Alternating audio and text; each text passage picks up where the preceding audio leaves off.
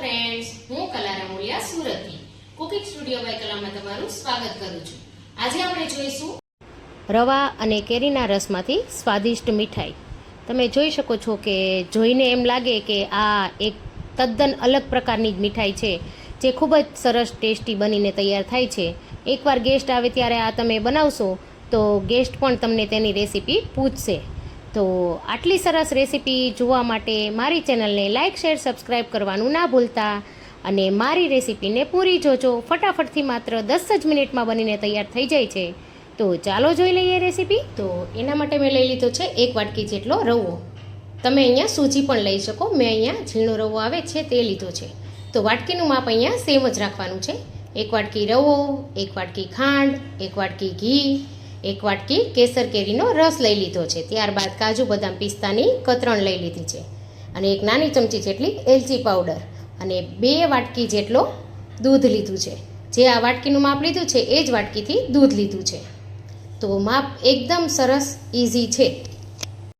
તો હવે અહીંયા બીજી બાજુ એક નાના બાઉલમાં આપણે દૂધ ગરમ કરવા માટે મૂકી દઈશું. દૂધ આપણે ગરમ કરીને જ ઉપયોગમાં લેવાનું છે. થોડું દૂધને ગરમ કરવાનું છે, ખાંડ ઓગળી જાય એટલું જ. તો આપણે દૂધ અને ખાંડ બંને અહીંયા મિક્સ કરી લેવાના છે અને સારી રીતે આપણે તેને મિક્સ કરી લઈશું ખાંડ ઓગળે ત્યાં સુધી. આ રીતે લેશો છે એ ચીકણો નહીં બને, મેંગોનો શીરો. તો આ રીતે ખાંડ ઓગળે ત્યાં સુધી 2 થી 3 મિનિટ સુધી જ રાખવાનું છે. એટલું જ ગરમ કરવાનું છે, વધારે ગરમ કરવાનું નથી. તો હવે આપણે 2 થી 3 મિનિટ થઈ ગઈ છે અને ફ્રેન્ડ્સ તમે જોઈ શકો છો કે ખાંડ બિલકુલ આપણી ઓગળી ગઈ છે. તો હવે આને આપણે સાઈડમાં રાખી દેવાનું છે. તો હવે આપણે બીજી એક પેન લઈ લીધી છે. તેમાં આપણે સૌથી પહેલાં ઘી લઈ લેવાનું છે.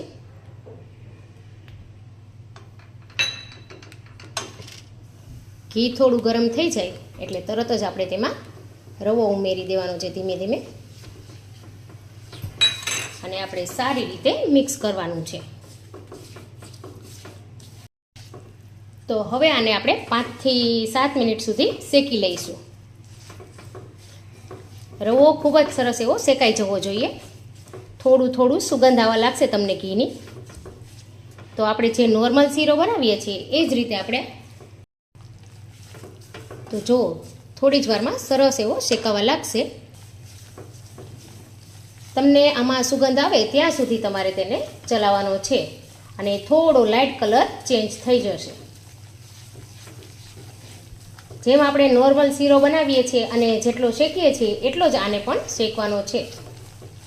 પણ એકવાર આ રીતે બનાવજો ફ્રેન્ડ્સ, ખૂબ જ ટેસ્ટી અને ખૂબ જ સરસ એવો અત્યારે મેંગોની સિઝનમાં આ શીરો બનીને તૈયાર થાય છે. એટલે કે કેરીની સિઝનમાં તમે એકવાર આ ચોક્કસથી બનાવજો. હવે સિઝન પૂરી થવા આવી છે તો આ એકવાર રેસીપી બનાવી લેજો.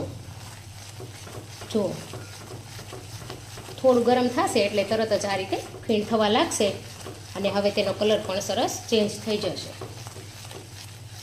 ખાલી 4 મિનિટમાં, એકદમ મીડિયમ તાપે 3 થી 4 મિનિટમાં સરસ શેકાઈ જશે. તો જુઓ કલર પણ સરસ થોડો ચેન્જ થઈ ગયો છે અને ખૂબ સરસ અત્યારે શેકાવાની પણ સુગંધ આવી રહી છે.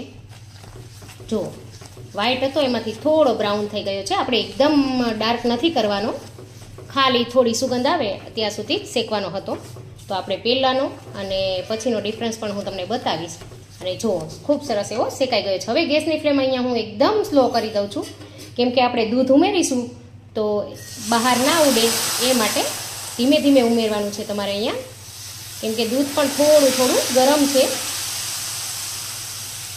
અને આ રવાનું મિશ્રણ પણ ખૂબ જ ગરમ હોય છે. એટલા માટે તમારે એકદમ સાવચેતી રાખી અને ઉમેરવાનું છે અને સારી રીતે મિક્સ કરી લઈએ. પહેલાં આ દૂધને આપણે બાળી લેવાનું છે. થોડું ઘાટું થઈ જાય ત્યાં સુધી આપણે તેને ચલાવીશું. વધારે પડતું નથી ચલાવવાનું, ધીમે ધીમે જ ખાલી આપણે ચલાવીશું 1-2 વાર.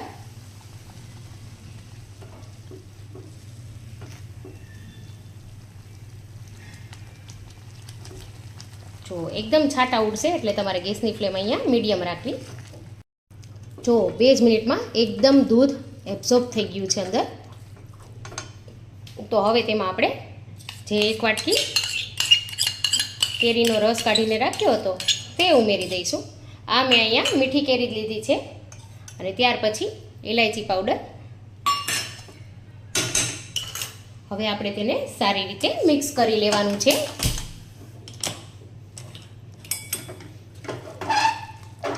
એટલો સરસ આ ટેસ્ટી મેંગો શીરો બનીને તૈયાર થશે કે તમે તેને સિઝનમાં વારે વારે બનાવશો. હવે તો આપણે સિઝન પતવા આવી છે તો મને થયું કે એકવાર તમને આની રેસીપી પણ બતાવી દઉં. જો ખૂબ જ સરસ કલર પણ આવશે. હવે આને સારી રીતે આપણે મિક્સ કરી લઈએ બધી જ બાજુથી સરસ. જો દેખાય છે ને એકદમ સુપર ટેસ્ટી. જો હજી તે થોડો ઠંડો થશે તો સરસ એવો એકદમ જાડો જાડો થઈ જશે. તો અત્યારે આપણે આ પરફેક્ટ છે. તો આપણે અહીંયા ગેસની ફ્લેમ હવે બંધ કરી દઈશું. જો તો હવે આ ગેસની ફ્લેમ બંધ કરી આપણે તેમાં કાજુ બદામ પિસ્તા ઉમેરી દઈશું. તમારે જેટલા ઉમેરવા હોય તેટલા તમે ઉમેરી શકો.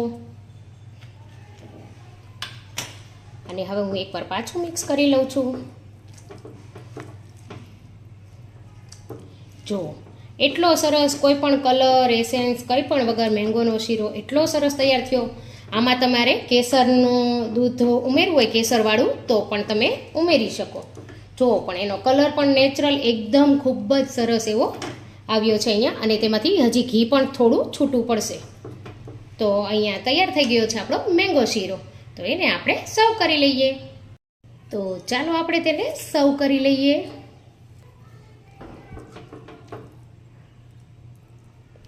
જો કેટલો સરસ ટેસ્ટી એવો યમ્મી એવો દેખાઈ રહ્યો છે.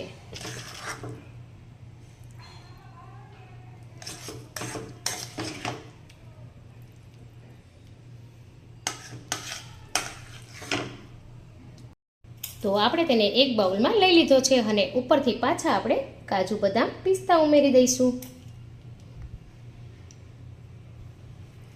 તો તૈયાર છે ફ્રેન્ડ્સ સરસ મજાનો મેંગો શીરો. તમે પણ ચોક્કસથી ટ્રાય કરજો મારી આ રેસીપી અને કમેન્ટ કરીને કહેજો કે તમને મારી રેસીપી કેવી લાગી. તો ફરી મળીશું નવી રેસીપી સાથે. Happy cooking, happy eating.